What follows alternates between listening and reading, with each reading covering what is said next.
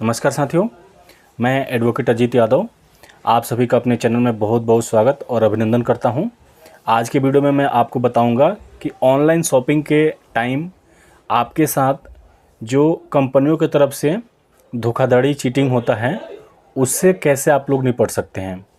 जैसे जब आप ऑनलाइन ऑर्डर करते हैं तो जो प्रोडक्ट आपको डिलीवर होता है वो कई बार डिफेक्टिव पीस होता है, कई बार जो आपने ऑर्डर किया होता है वो कलर मैच नहीं होता है, वो साइज़ मैच नहीं होता है, या उसकी जो क्वालिटी होती है वो बहुत लोअर होती है। जो आपने पैसा दिया है उससे उस क्वालिटी से बहुत कम क्वालिटी की चीज़ें आपको डिलीवर होती हैं।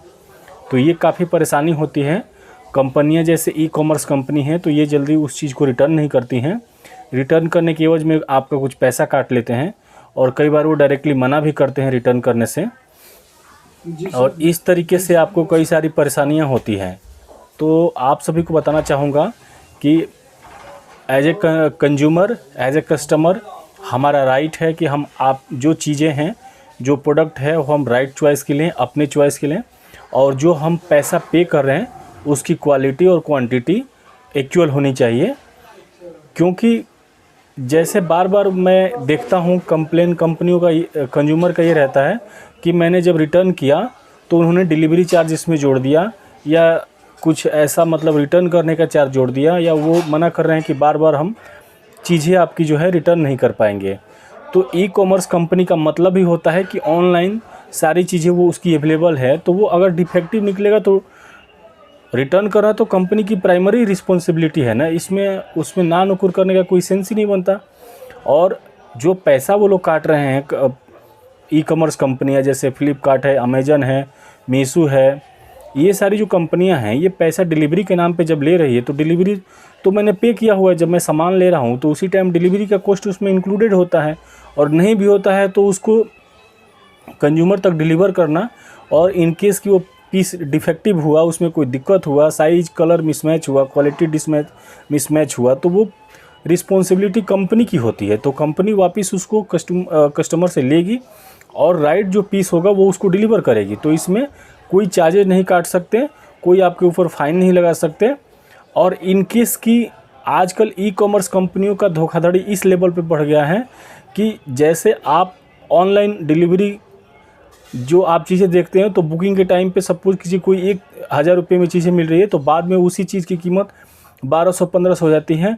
और जब आप उस चीज़ को डिलीवर करके जैसे मिसमैच हुआ क्वालिटी का तो दोबारा अगर उसको करते हैं तो फिर उसमें अलग से डिलीवरी चार्ज जोड़ दिया जाता है। कई बार कई कंपनियां ऐसी हैं कि वो चीज़ें जब डिलीवर कर रही हैं तो उसको क्वालिटी चेक करने का टाइम नहीं दे रही हैं, वो बोलती हैं ये नॉन रिफंडेबल है। तो ऐसा कुछ नहीं है। आपके साथ अगर ऐसा कोई फ्रॉड हो रहा है ई कॉमर्स कंपनी की तरफ से तो आपको मैं सिंपल 3-4 स्टेप बता रहा हूँ, उसको आप हमेशा ध्यान में रखें। सबसे पहले आपको करना क्या है कि जैसे ही आपको इस तरीके से कोई आप सिचुएशन फेस करते हैं, जैसे आपने सपोज कीजिए कि आपने एक ऑनलाइन वॉच कोई बुक की, कोई आपने घड़ी बुक की, वो आया और वो डिफेक्टिव निकला, उसमें कोई कलर का मिसमैच हुआ, क्वालिटी का मिसमैच हुआ, या आपके फिटिंग का नहीं आ रहा है, तो आप उसको रिटर्न करते हैं। कंपनी अगर पैसा मांगती है तो पहले कस्टमर केयर के जो उनके एग्जीक्यूटिव होते हैं, जो अधिकारी होते हैं, उनसे आप डायरेक्ट बात करें।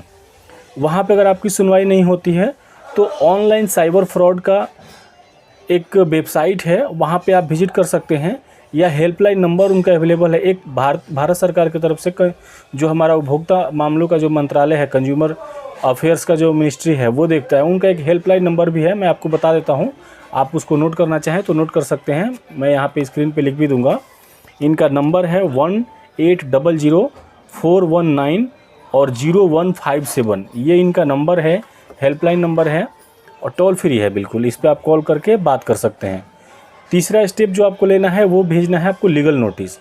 आप हमेशा ध्यान रखें कि जब भी अगर आपको लगता है कि कंपनी परेशान करना शुरू कर दी, एक बार में 2 बार में अगर वो नहीं सुनते हैं, तो लीगल नोटिस आप अपने एडवोकेट के, अपने लॉयर के थ्रू कंपनी को भेजें, ताकि कंपनी को ये डर रहे कि ये पहला स्टेप ले रहे हैं, अगर मैं नहीं इनका जो प्रोडक्ट है उसको रिटर्न करता हूँ, या जो उनका वाजिब जो पैसा है वो अगर नहीं रिफ़ंड करता हूँ, तो आगे ये कंज्यूमर कोर्ट भी जा सकते हैं।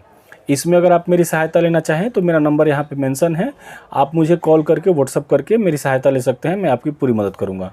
और जो आखिरी ऑप्शन बचता है वो ऑप्शन नहीं है, उसके बाद आगे आप कुछ नहीं कर सकते। लास्ट जो ऑप्शन होता है वो कंज्यूमर कोर्ट में जाने का होता है। तो अगर 5 लाख से 10 लाख, 5 लाख के बीच में चीज़ें होती है तो डिस्ट्रिक्ट कोर्ट में कंज्यूमर में जाना होता है। 5 से 50 लाख के बीच में होती है तो स्टेट पे जाना होता है स्टेट, और 50 लाख से ऊपर की कोई डील होती है तो उसमें NCDRC जाना होता है। ये बहुत सिंपल प्रोसेस है। कई लोगों को लगता है कि काफ़ी लेंदी प्रोसेस है, लंबा समय लगेगा, लेकिन ऐसा कुछ नहीं है। आप अपने नज़दीकी कंज्यूमर कोर्ट में जाके वहाँ पे मामला वहाँ पे लिखवाते हैं, दर्ज करवाते हैं। फिर कोर्ट के तरफ से उस कंपनी के जो लीगल उसके एग्जीक्यूटिव्स हैं उनको कॉल किया जाता है और वो आकर अपना जवाब देते हैं। अगर नहीं देते हैं तो वो ये सिविल का केस क्रिमिनल में तब्दील हो जाता है और उसके खिलाफ, कंपनी खिलाफ बड़ा एक्शन लिया जाता है। और इसमें क्या होता है कि कंपनियों को कोर्ट का पावर पता है, इसलिए कोई भी कंपनी कोर्ट के लफड़े में नहीं पड़ना चाहती है। इसलिए जैसे आप कोर्ट में जाते हैं या लीगल नोटिस आप भेजते हैं तो कंपनी तुरंत आपका पैसा रिफ़ंड कर देती है और आपके साथ जो भी धोखाधड़ी हुआ होता है या जो आपका पैसा वो लोग काट रहे होते हैं वो मना कर देते हैं और आपका जो वाजिब हक बनता है वो आपको रिफ़ंड कर देते हैं। तो यही छोटा सा प्रोसेस है और मैंने अपने तरीके से आपको इन शॉर्ट समझाने का प्रयास किया है। अगर आपको लगता है कि इस पर कुछ और आप जानना चाहते हैं या कोई आपकी स्पेसिफिक कोई इंक्वायरी है तो आप मेरे नंबर पे व्हाट्सअप कर दीजिएगा और या मुझे कॉल करके पूछ लीजिएगा, मैं आपकी पूरी सहायता करूंगा। इस वीडियो में इतना ही। आप सभी ने वीडियो को लास्ट तक देखा, इसके लिए धन्यवाद। और जो भी लोग नए जुड़े हैं वीडियो पे पहली बार हैं तो आप चैनल को सब्सक्राइब कर लीजिए ताकि आपको इस टाइप की नोटिफिकेशन आपको मिलता रहे। धन्यवाद।